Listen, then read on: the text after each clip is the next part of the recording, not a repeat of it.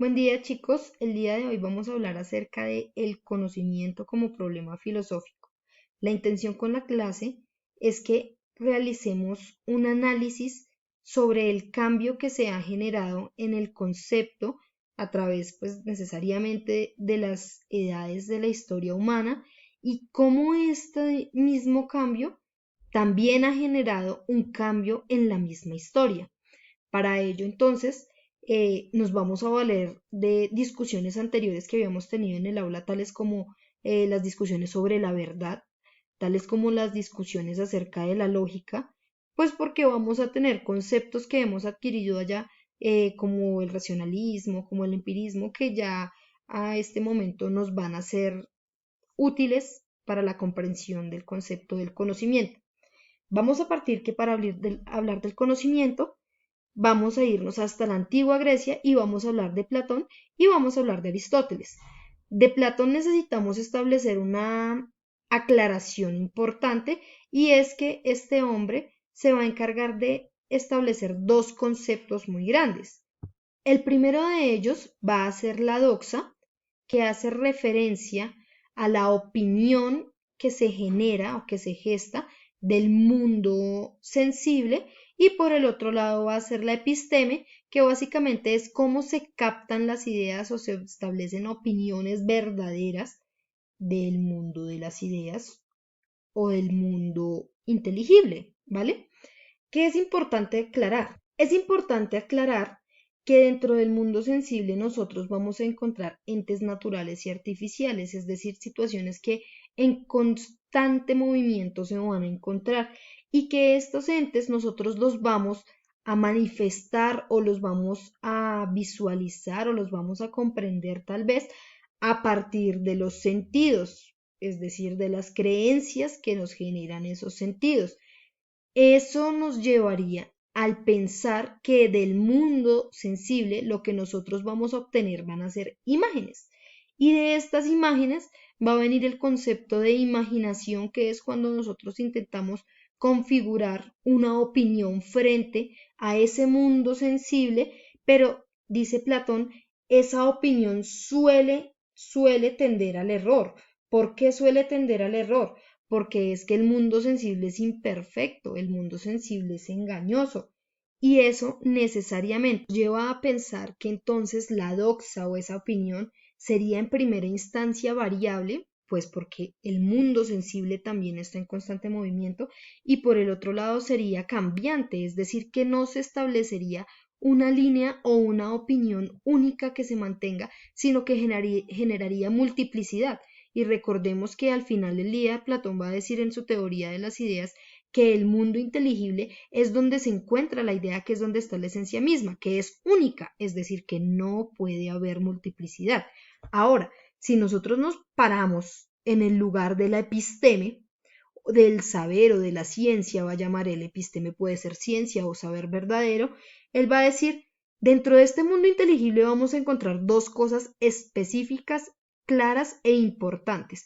La primera de ellas la vamos a llamar los entes matemáticos, y estos entes matemáticos los vamos a analizar a través de la razón discursiva, es decir, algo así como una verdad que se deduce. Acordémonos que la matemática casi que siempre utiliza el método deductivo, ¿no?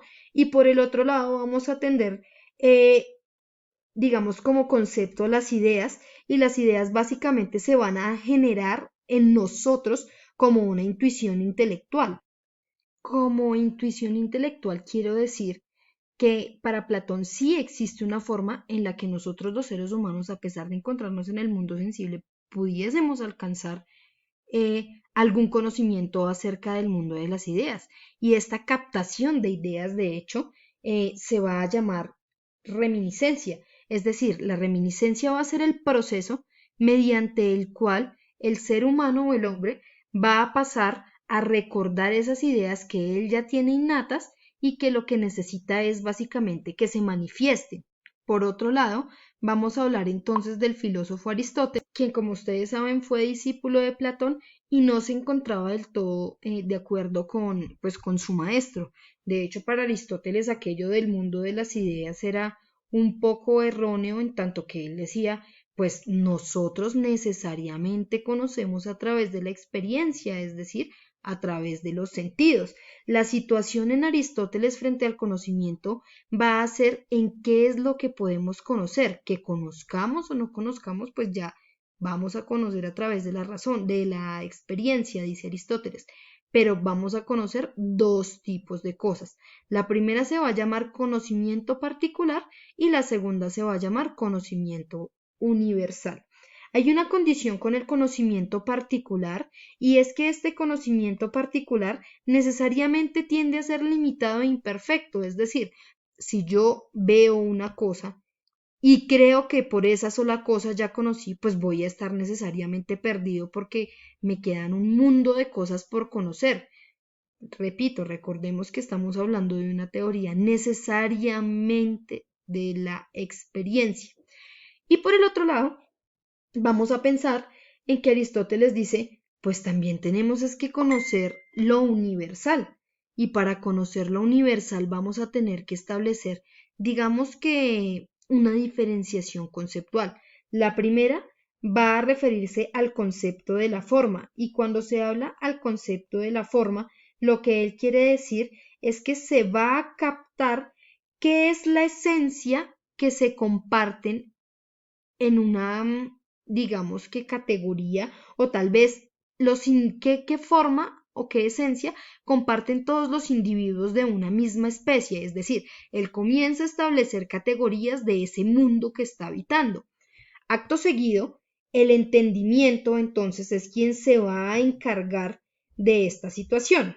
Quiero decir que el conocimiento va a iniciar presentándonos la forma, que es lo que nosotros vimos del mundo sensible, digamos, aunque para él no se llame mundo sensible, pero ¿qué es lo que nosotros vimos del mundo? Luego de eso va a entrar el entendimiento y básicamente ese entendimiento lo que va a hacer es que a través de la memoria no lo va, por decir así, a llevar al ejercicio del razonarlo y luego la imaginación va a hacer pues que este entendimiento haya sido evocado. Quiero decir que, por un lado, ya captamos la forma. Por el otro lado, entonces el entendimiento lo va a llevar a la memoria, quien lo va a guardar. La imaginación se va a encargar de reflejarlo, es decir, como una representación. Y adicionalmente, el entendimiento se va a encargar, pues digamos que de demostrar cuáles son las formas que tienen en común estas especies para poder generar una conceptualización de la misma.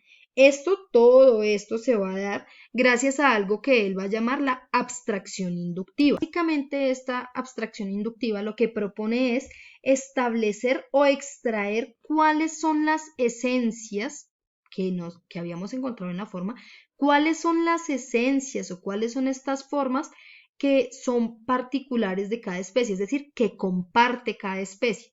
Y de esta manera, dice él, vamos a pasar a conocer condiciones universales y no condiciones particulares, porque condiciones particulares necesariamente serían como un poco imperfectas o estarían un poco inconclusas tal vez. Ahora, si nosotros nos fuéramos al hecho de pensar en la Edad Media, pues básicamente en la Edad Media, ¿qué se va a hacer? Se va a trabajar a este par de filósofos que ya mencionamos, sencillamente que se va a condicionar frente al tema de Dios. Por lo tanto, cuando vuelve a haber una innovación conceptual, por así llamarlo, va a ser hasta el siglo XVII aproximadamente, donde se establece la revolución científica.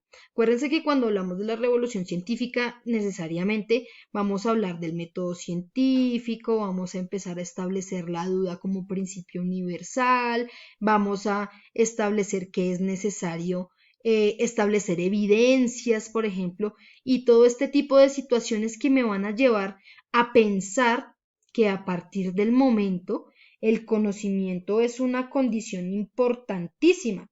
Quiero decir que el conocimiento en este momento, en este siglo XVII, se convierte en el centro del estudio filosófico.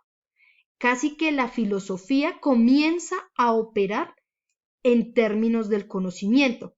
Entonces, ¿qué sucede? Vamos a pensar en una situación y es que para este momento de la revolución científica, Pues en primera instancia vamos a establecer que debe haber un origen, una validez y un límite del conocimiento. Quiero decir que a partir de este momento, a la revolución científica no le interesa pensar cómo, o bueno, sí cómo conozco, pero qué es lo que hago yo con ese conocimiento, sino que ese conocimiento, cómo se origina, cómo valido yo que ese conocimiento es real y en segunda instancia, cómo se generan límites entre las formas que yo tengo de conocer. De allí que se establece una dualidad conceptual tremenda entre lo que sería el racionalismo y por el otro lado el empirismo.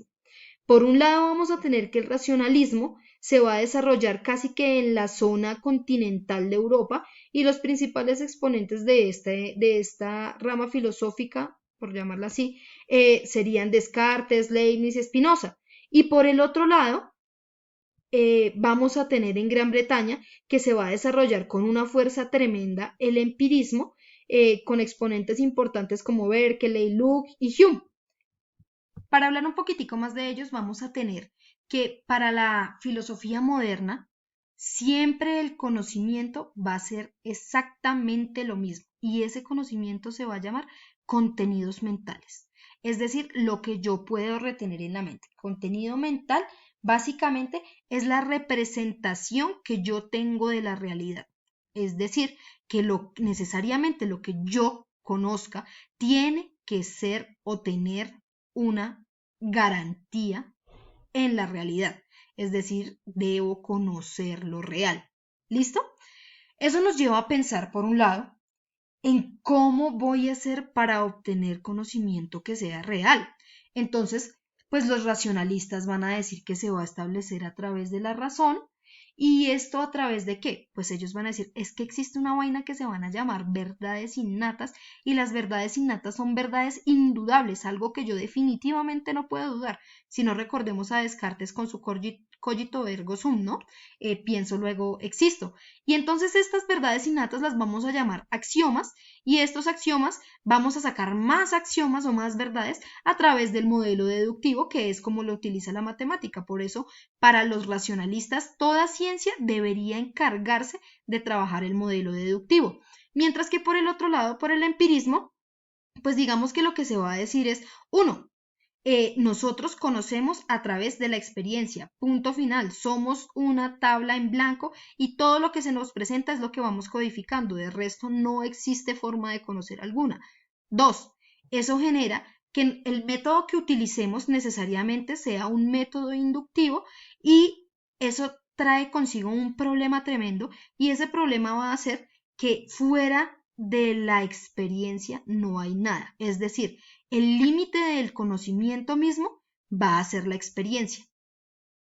Quiero decir que yo conozco, visualizo y por aquí comienzan los contenidos a formarse, pero si existe algo que no sea de la experiencia, es algo que yo no puedo conocer y no puede hacer parte de mis contenidos mentales.